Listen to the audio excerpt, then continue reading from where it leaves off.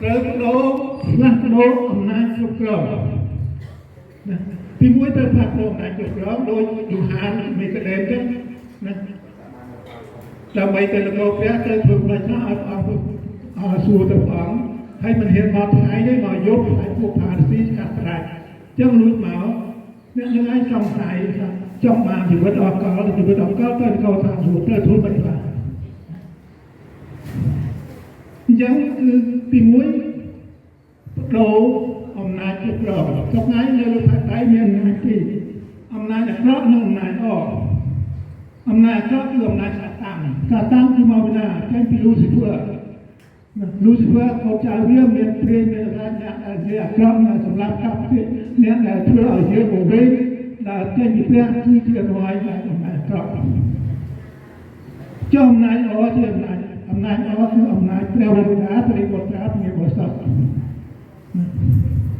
អញ្ចឹងអ្នកព្រះអង្គបង្កើតឋានដីនេះមិនមែនថាបង្កើតដើម្បីឲ្យចោលទៅទេគឺព្រះអង្គយកមនុស្សទៅដាក់ហើយព្រះអង្គត្រូវការជ្រើសរើសមនុស្សនៅកន្លែងនេះពួកមានអំណាចពីរដែលព្រះអង្គកាត់ទោសជំនុំជម្រះទៅថ្ងៃក្រោយអំណាចពីរអំណាចដែលធ្វើល្អគឺយើងអត់មានជំនុំជម្រះទេអំណាចដែលទៅត្រូវសកម្មគឺជំនុំជម្រះអញ្ចឹងការផ្លាស់ប្ដូរអំណាចគឺជាមិនមែនដូរអំណាចដោយនេះការខាងវិញ្ញាណ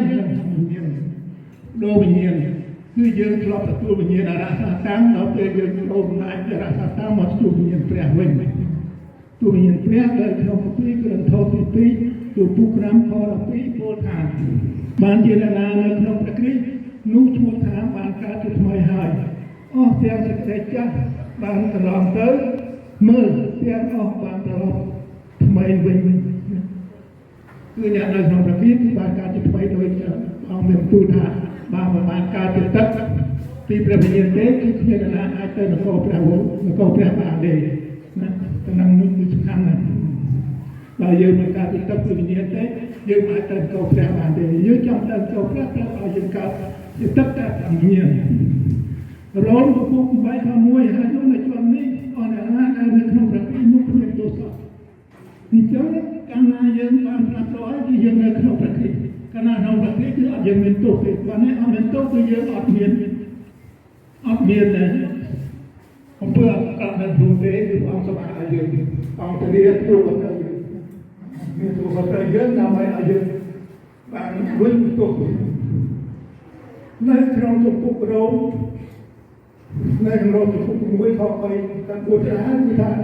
ដើម្បីឲ្យយើងបានคล้ายទៅជាមនុស្សបរិសុទ្ធដែលទទួលយកមកដាក់ឋានសួគ៌នោះគឺត្រូវធ្វើពិធីបុណ្យមុតទឹកនឹងរោគទូបីក៏ទូមួយក៏បីក៏ពីទៅក៏បីបើយើងមិនបានមុតទឹកទេយើងក៏អាចបានទទួលបរិសុទ្ធពីអង្គដែរនោះយើងទូលថាប្រកបមកយើងប្រាប់ថាប្រកបថាបើមិនបានកើតពីអំពីទឹកហើយយើងត្រូវមានបរិសុទ្ធមានចូលទៅមកព្រះបានទេអញ្ចឹងខកណាស់បាទយើងដូចជាទេសាលេខទី1មួយក៏ក៏ដូចជាដែរហើយទៅអេពីសូតមួយក៏7ពីដំណើរយើងស្គាល់បើយើងខ្លាំងព្រះគ្រីស្ទបើយើងជឿព្រះគ្រីស្ទយើងត្រូវឲ្យស្គាល់ច្បាស់ព្រះយេស៊ូវព្រះគ្រីស្ទជាព្រះបុត្ររបស់យើងតើព្រះអង្គមកពីណាអង្គណៃណាព្រះគ្រីស្ទណៃណាហើយព្រះគ្រីស្ទមកផាត់ដៃមកនៅអាមេរិកនៅអង់គ្លេសនៅចិត្តជាមួយនៅប្រទេសកម្ពុជាជាមួយនៅយើងបើយើងស្គាល់តាមនោះខុសហើយគឺទួលខុសហើយទួលព្រះគ្រីស្ទយើងត្រូវស្គាល់